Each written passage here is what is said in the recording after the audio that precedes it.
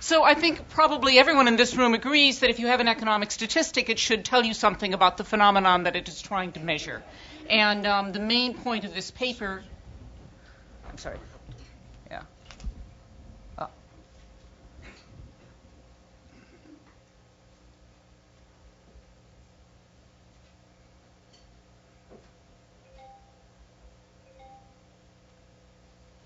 machinery's not working.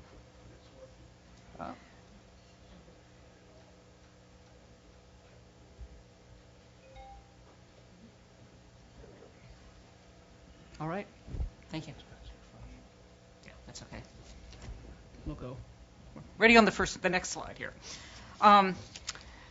There is widespread agreement that the U.S. poverty measure does not currently do a very appropriate job of measuring the phenomenon which it is designed to measure, namely who is poor, what are the trends over time in poverty, and what is the extent to which our changing economy, changing lifestyles, and changing policies affect that count and those needs.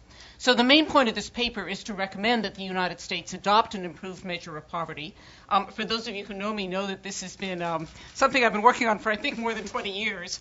But I'm delighted to say that I think we're actually at a point where there's a real possibility that this could happen, in part thanks to the work that's been happening on the Hill in both the House and the Senate. And so I'm delighted to talk about some of the specifics here of where we might be going. Now, for those of you who haven't been in this conversation for the last 20 years, let me just take a few minutes to describe what we're talking about. A poverty line has two components. It's got a threshold, which is sort of the line above or which below people are poor, and then it has a resource measure, which is the amount of, which is what you measure inside families to count against that line.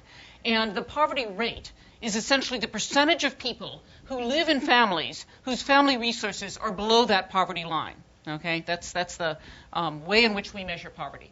The current poverty line was defined in 1963 within the Social Security Administration. It is essentially 3 times a subsistence food budget that was then produced by the USDA. Why 3? Because in the 1955 expenditure data, it turns out that the average family of 4 spent approximately half or 1/3 of their income on food. So if 1/3 of your income goes to food, and you want to get to a full threshold, you have a food budget, you multiply by 3. Other family thresholds were determined with an equivalent scale. That's technical speak for basically trying to produce an equivalent amount of money for families of other sizes that make them equally well off. And it has essentially, there have been some minor changes, as some people in this room know, but essentially been updated by the Consumer Price Index in the years since. So we essentially have a measure here that was calculated in the early 60s based on 55 data. The resources measure is very simple. It's simply pre-tax cash income. Okay, and whatever you have in pre-tax cash income as a family counts against the poverty line. You decide if you're poor or not if your total family resources, your total pre-tax cash income is below that threshold.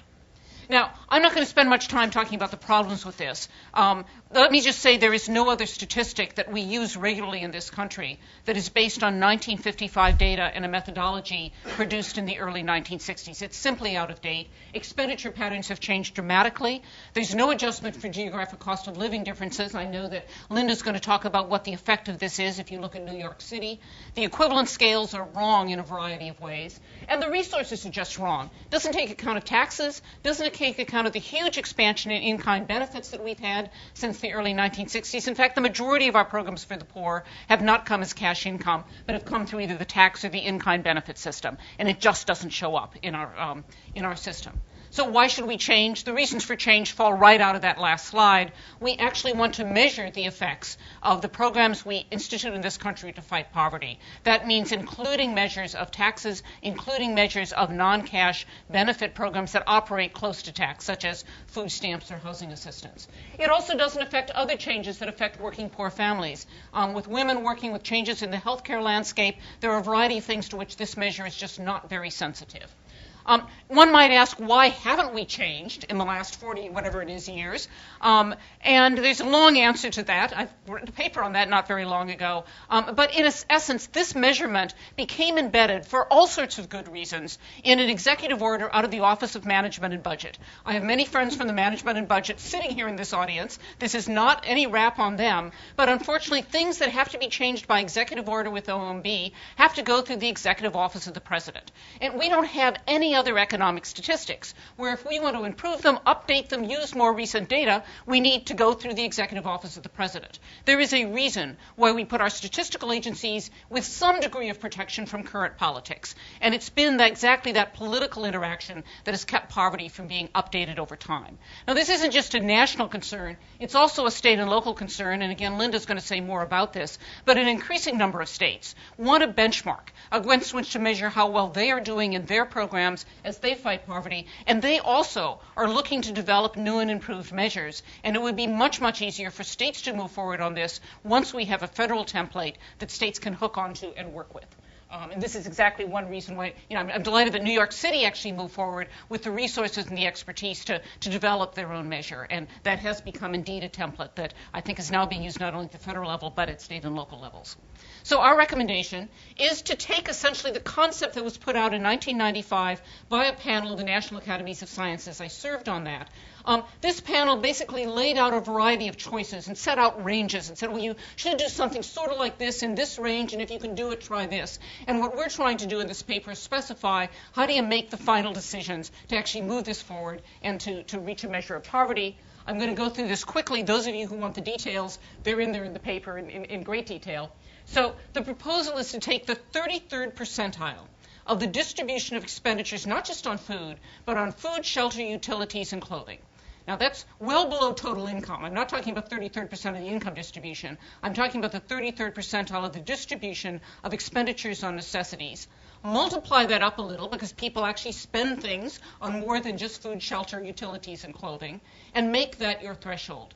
Use an updated equivalent scales. The Census Bureau has some that they've been using that are reasonably widely accepted, and adjust for cost of living differences based on housing cost differences, which are the main cost differences out there across geographic regions. In addition, we ought to be including cohabitors, not just all related individuals, as we define the family unit. And you ought to do this calculation on a regular basis. Don't just set a threshold and then let it sit there forever with simply a CPI update. We've got the data on a regular basis to update this threshold over time, and we should use at least 3 years of data to sort of roll this threshold forward as new expenditure data comes out. Actually, we could use 4 or 5 if you want to make those changes and the thresholds occur a little bit more slowly. On the resource side, of course, you start with cash income, you take account of taxes, you include the value of near cash in-kind benefits that help you purchase the items in the threshold. What's in the threshold? Food, shelter, utilities, and clothing. So food stamps, housing assistance, energy assistance, that's what belongs in terms of sort of the near cash items that you're including in the resources available to families. Subtract from that some things that people have to pay and that shouldn't be counted when you're looking at what do they have available to spend on necessities. Subtract child support payments, subtract work expenses, that includes child care for women who work and need to pay child care, and subtract out-of-pocket medical expenses. These items vary greatly across families. Some families have these expenses, some families don't. So this is why we put it was subtracted from resources rather than embedded into the thresholds. I know we're likely to come back and talk about that. What are the advantages of this? It bases the poverty line on a measure that's linked to current expenditure patterns and not 55 patterns.